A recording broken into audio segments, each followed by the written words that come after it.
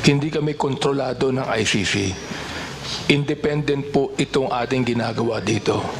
Yes, Your Honor, This we committee understand. has promised protection for them, and I am going to lay my life on the line on this. We thank That's the you reason for- why we are now investigating this. Now we'll just submit this committee report to the proper agencies.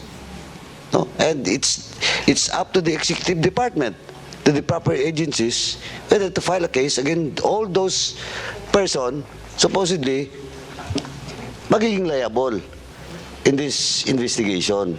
Yeah, and it's up also to ICC to request such committee report, not in this House, not in this House, not in this committee, but to the agency in which we will recommend.